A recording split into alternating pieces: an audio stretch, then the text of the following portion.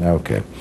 Back again to Egypt, and the Prime Minister today made a specific commitment about paying the overdues to the international companies. Tell me the situation, how you looked at it, because I believe there was, at a certain stage, we were standing in a locked situation, and then what happened? Well, it was tough a few years ago. Of course, the oil price was $100 a barrel. For Egypt, this was a very difficult time. For BP, we've worked straight through in Egypt for 50 years without missing any days of production. We are deeply committed to working in Egypt. We understood the problems. And I think our business, you do transactions, but actually you have relationships. So in the tough times, you stand firm, you go with it, and then as the country's circumstances now greatly improved, the Prime Minister's commitments are absolutely coming through. So that's how we look at this, long-term relationships. And we have very large fields that will come on stream this year as well in Egypt. You'd probably be surprised to know that in 2016 and 2017, BP will be investing more money in Egypt than any other country in the world. And we invest in about 40 countries, so it's a big commitment for our company. Is this related to politics by any means, or this is just pure business?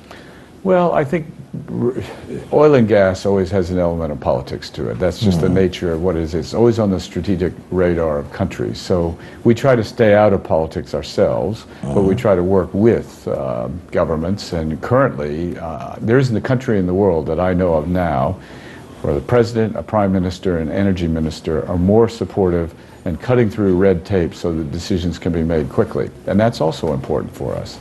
The reason that my question was about politics is, for example, you'd hear the British government saying, oh, we're increasing our investments in Egypt through BP, for example. And maybe I would beg to differ with the British ambassador in Cairo, our friend John Casson, and I tell him this is not a decision by the British government, this is a decision by BP, so it's not thanks to you, it's thanks to the BP business plan. So maybe I'm wrong, would you? Well, I think there's always an element of cooperation and support. The British government absolutely supports what we do, and there are programs that the British government is doing in Egypt today that I think are very supportive of Egypt, and the two come together.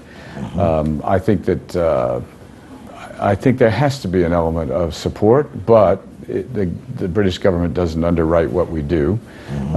For example, I know that we are always saying to the British government, we think that getting more airplane flights back would be good for Egypt and for Britain. We pass those messages back.